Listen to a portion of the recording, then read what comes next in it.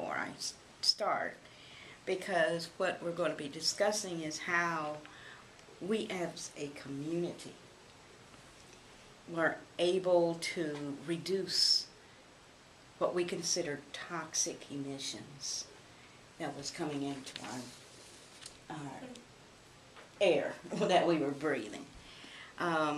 We had mediation with Plascolite back in 1999, 2000, whatever, 2002. It took us a minute to do, but it was very successful in that the neighbors actually did a study, and we were prepared. There's a lot of reasons people get sick, and one reason is here in Columbus, most of our land has radon in it. And radon is a carcinogen. You know what a carcinogen is? Cancer-causing substance.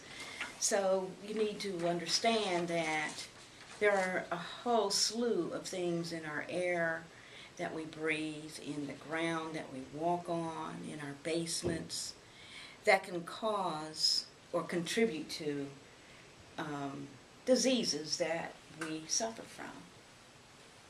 Radon, for one thing, is natural, but it can contribute to you being sick. So therefore, you cannot go to an industry that is emitting some gases and say, you're the real reason I'm sick, because you can't narrow it down. There are so many contributors to bad health. Okay?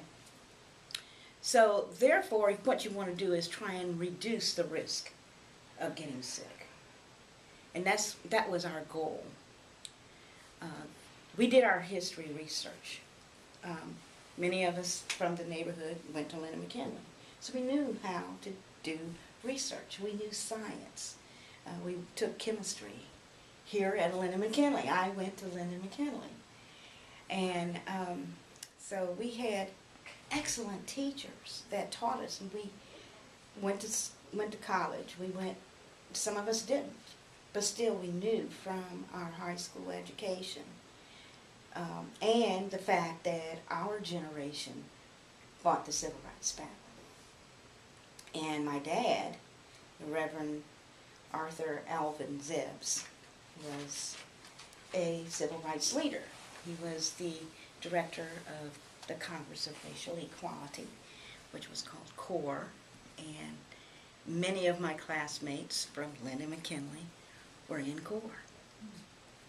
We participated in picketing, sit-ins, change-ins at the banks, a bunch of things that allowed us to have the skills that we needed to go forth and confront and ask for mediation. And mediation, do you know what that word means? You need to write these words down, okay? Because radon is something you need to look up. R-A-D-O-N. Mediation is a process of talking with one another to settle a dispute or something that you disagree on. So what we did was we had to first ask. And we asked Plascolite if we could sit down and talk. This is after we did our research, because we needed to know the facts of the chemicals that was coming out. So actually before that, we did our research. We got online. We contacted the EPA. We said, what are the list of chemicals being emitted? They told us, and they told us how much was being emitted in tons. We researched, we found out parts per billion, parts per million, and that is, how much of it is actually being concentrated in the air, okay? How much of it are we actually breathing at once? And we found that the parts per billion and parts per million were so tiny. And here's the EPA standard up here. If it reaches above 100 parts per million, then it is a risk. But it was down to like 5 or 6, 8. So that meant we couldn't just say, you are causing cancer. Okay? We found out the EPA limits, and we found out the actual emission amounts that was measurable. Measured by the EPA, measured by the industry daily or monthly or weekly, because they have to report. So methyl methacrylate is one of them. MMA. Methyl methacrylate. Spell it like it sounds and you can look it up. Okay. And ethyl acrylate. Ethyl acrylate. ETHYL acrylate.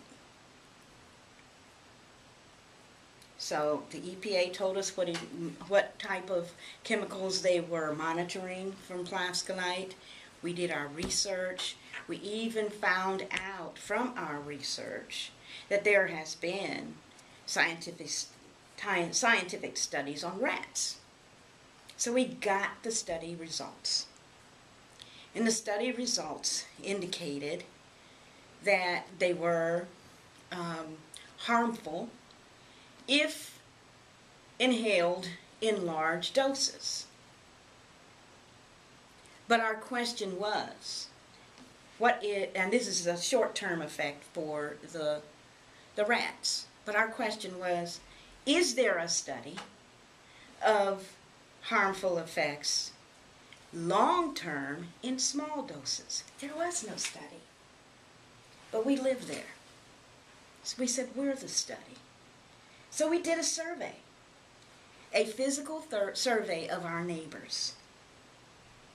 And we found the diseases that the rat had with high doses, short-term, matched diseases that we had long-term, low emissions. So with that kind of question, we went on air. We went to the radio. Okay, we went everywhere. And we got involved with the Columbus Health Department and the Ohio EPA. And they became the monitors that led the mediation with plascolite. Because we had facts. We did a survey of our own health in our neighborhood, and we saw that some of the effects, dry mucous membranes, like the eyes were dry or nose dry, those kind of illnesses. We had neighbors that had asthma, but a lot of things cause asthma. But this one family that lived closest, family of 8, all 8 of them had asthma. And they lived closest to plascolite. So what we did was, as we began to talk to them, we had almost a 1-year mediation. We walked out. We were angry. But they knew we had enough facts to expose them. And so we went on the radio again, and we said they won't do anything. They won't do anything. But what they did do finally, I would say that if the original owner had still been the CEO, we would have gotten nothing. Because he was old. Okay. But his son had taken over. So he said, Dad, and to his board, if we are causing harm to this community that we used to live in, because they used to live in the neighborhood. It's a family-owned business. They had a little white house on the corner of 23rd and Joyce. And Mr. Dunn started his business creating straws and hula hoops. That's how he started it. So he's from the neighborhood. Plus, his wife, the boy's mother, had died of cancer. So, of course, the son was very, very, very, very interested. If we are causing harm to these people who used to be our neighbors, then we need to go out of business. So he had an environmental study done. He hired an environmental specialist, Mr. Lee, who was still, Ling, who is still there, Tim Ling. And they started to take action. Then they called us back for another meeting. And they said, this is what we're doing. These are the steps we're taking. And those of us from the neighborhood who were part of the mediation team, we were amazed. We said, okay, we'll come back and talk some more. So they raised the smokestacks. Let me see if I can get to that page. They raised the smokestacks. They fix. Let me see. 8,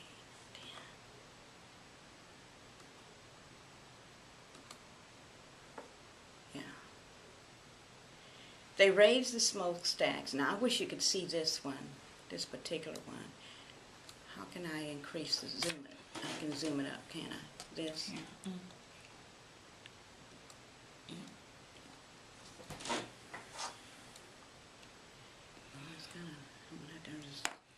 Pull it over. Here.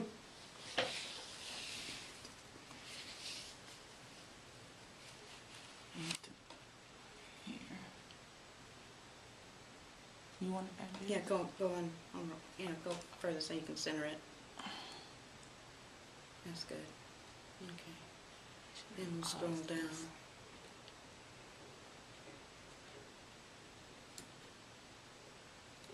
There we go. We had a mediation. It would last a year from 1999 to 2000. And what they did was lower the emissions for healthier air quality within the neighborhood. And we ended up with a neighborhood pride business partner. They're one of our best supporters for anything that we do in the community. Okay. So, this is the results. In 1999, when we got started, we had MMA emissions, that is methyl methacrylate, the one that you had wrote down, of 18 tons per year. That's what was going into the air for the whole year. By 2000, they had reduced it to 12 tons. They didn't reduce the amount of production. They were still producing. Their production actually started to increase. By 2001, it was down to 9.8 tons, and by 2006, it was down to 4.3 tons. And that family I told you about, their asthma was gone by 2006. So they had a wonderful impact because they cared enough, and being a family-owned business that had an interest in the community because they came from this community. They went to Catholic school, so they didn't go to Linden McKinley, okay? But still, we were able to talk them into processes. So they had mist that had the chemicals, instead of going in the air, it ended up going down into their system for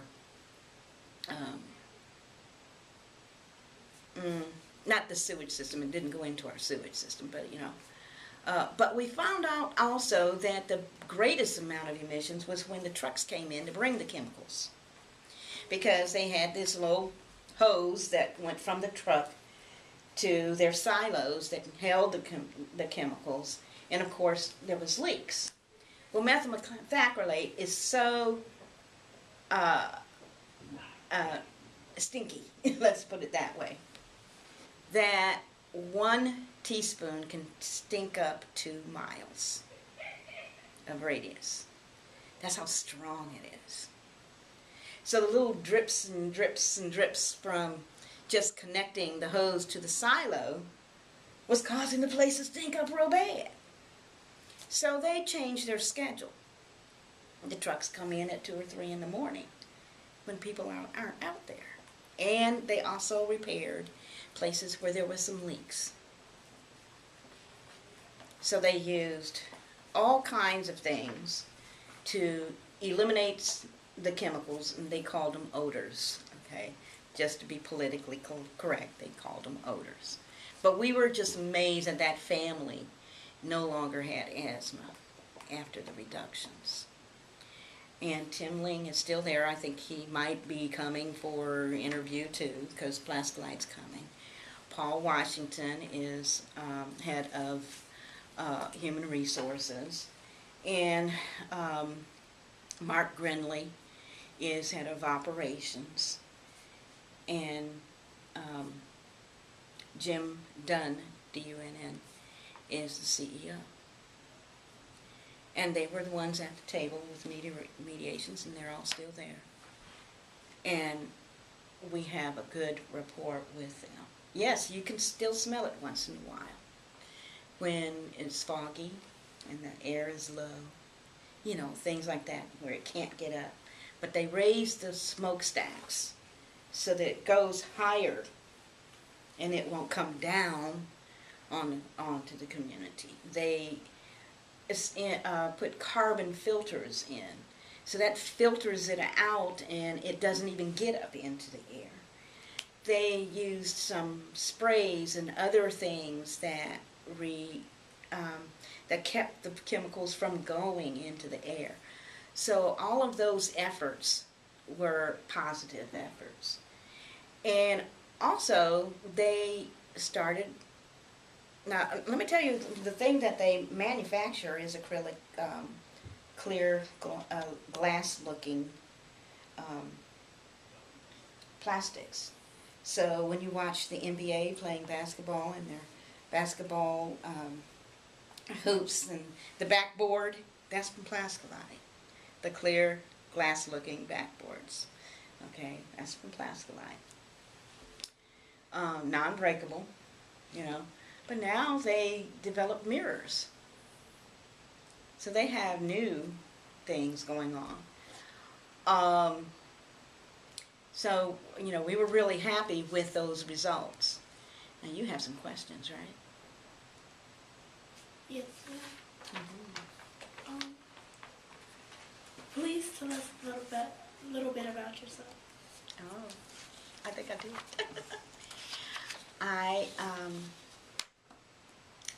I'm from Oberlin, Ohio. That's where I was born.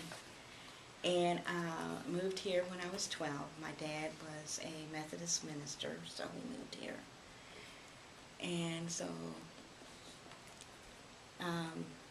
we saw some racism going on in the community that we lived in. And so he got involved in civil rights big time. I went to Linmore, junior high, we called it back then. And I went to Linden McKinley High School and graduated in the class of '67. My name was Gloria Zebbs, Z-E-B-B-S. And you'll see my picture on the class pictures. You still have that gallery. And I'm the second to the last one, because there was a Robbie Zellner. I went to Franklin University, and got my degree in business management. I worked for many places. I learned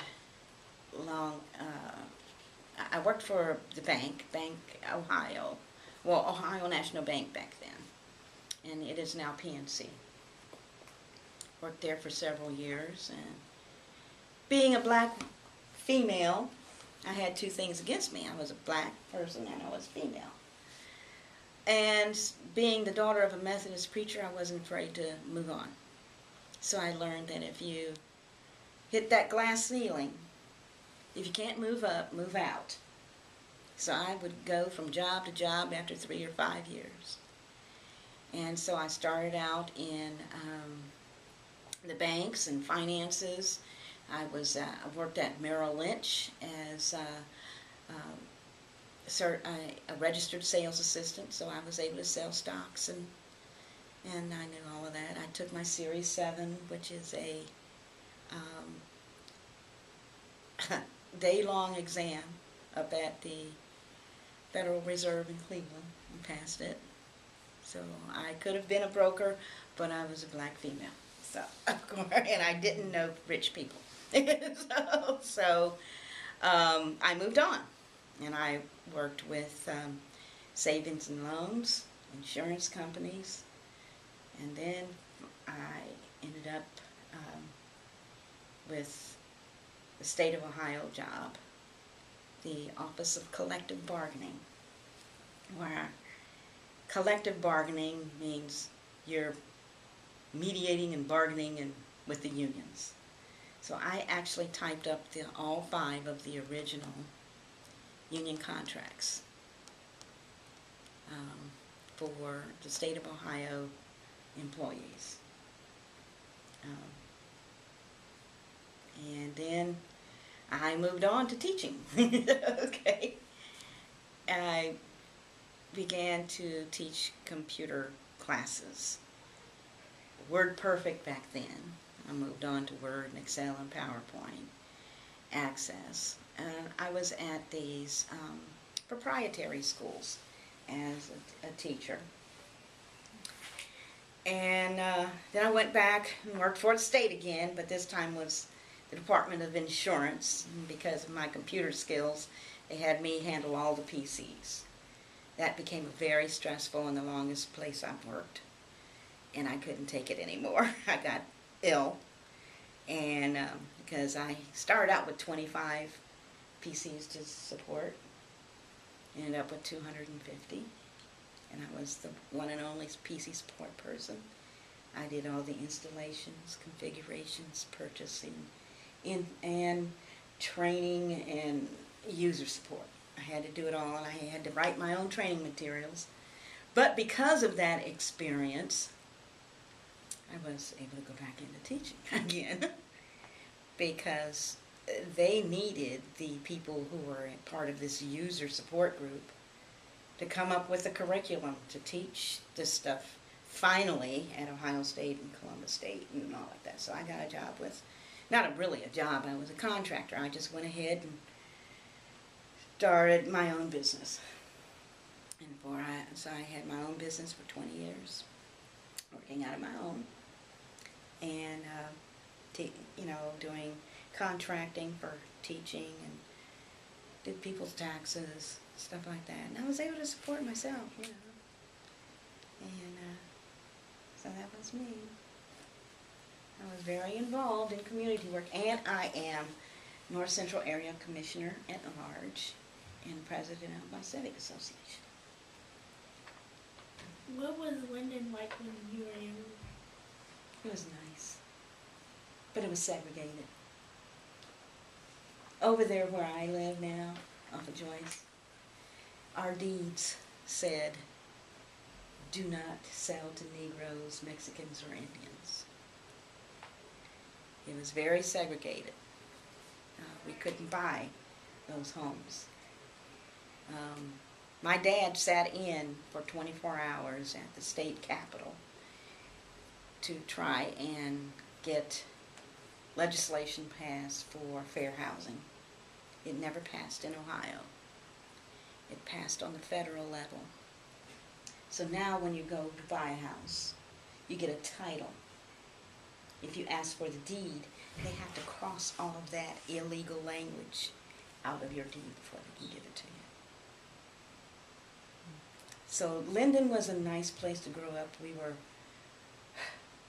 It was mostly white and Italian.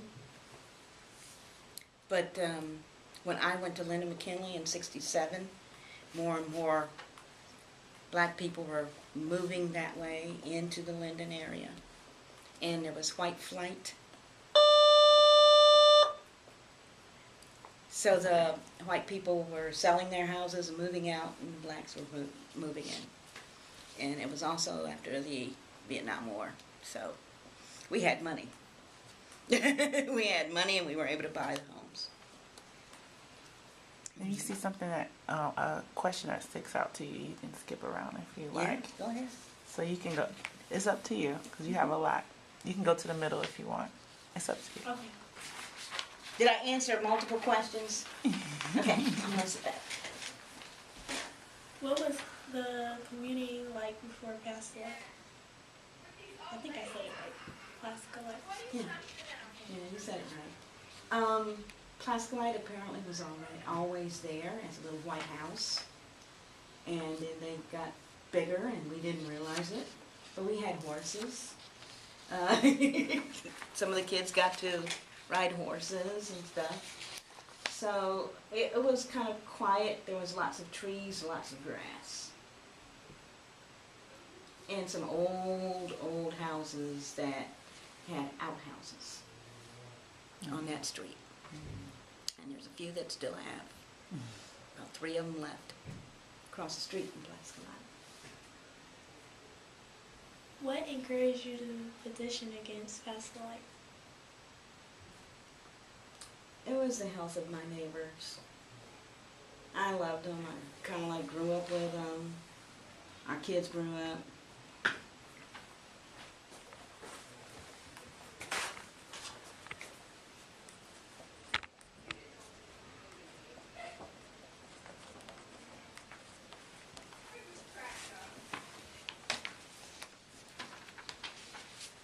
How did you use the evidence you found?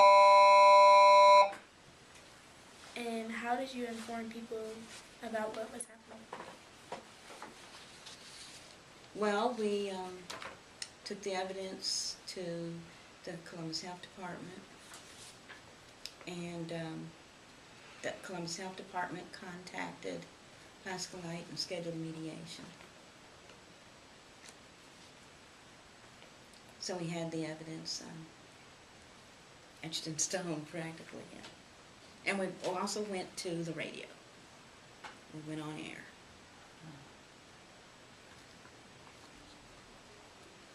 What was your experience like when you were working the community against Plascolite?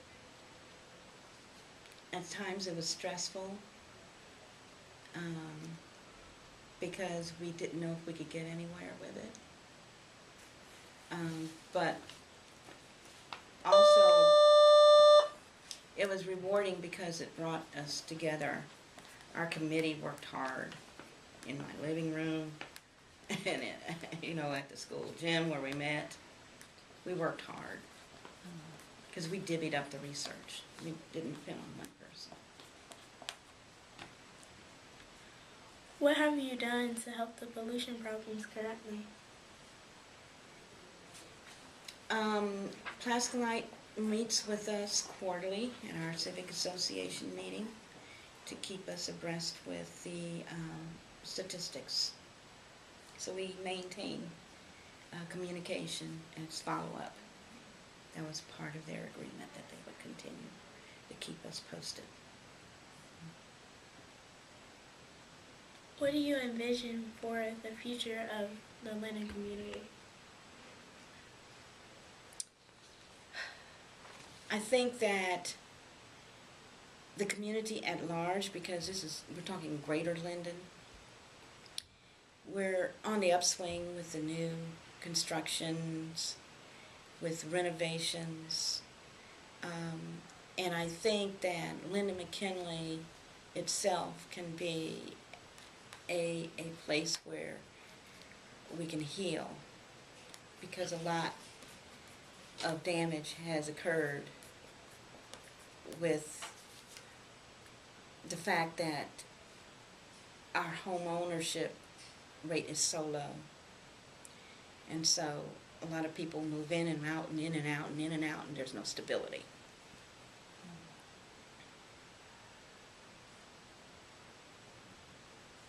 Maybe one last closing question. What kind of projects, if any, are you working on now? Well, we're working on housing and our infrastructure, which is road constructions and the water and sewage. And I am on what is called the Mayor's Green Team, which is the Environmental Advisory Council. And because we built the first green subdivision in the city off of Woodland Avenue, it's called Greenview Estates. We're very interested as a community in going green. And I was the one that insisted from that green team that we have the blue rolling carts for our recyclables instead of the red open trays. So we did a study and everybody agreed, and the city had to find more money to buy them. Yay. Is there any advice you would give to students at Linden McKinley who want to do some of the things the community's, the Civic Association did? What kind of advice would you give to them to be active in their community, or where would you point them to? Studies. They need to know how. Okay? You need to know, as students, take advantage of every piece of your education. Another thing is, don't be afraid to read, because that's how you find out information. Lectures, you only retain 5%. But if you read it and study it properly, take notes, you'll retain it. And it doesn't matter how smart or dumb you think people are. It's a matter of studying. You need to know the facts. And if you don't, you're just a whiner. And I don't like whining. I won't take on a project that I don't know about. You have to know the facts. I learned that from my dad as a civil rights leader. He said, if you know the facts, you can take the facts to them and put it in their face. But if you whine, they'll put you in jail, because you don't know what you're talking about.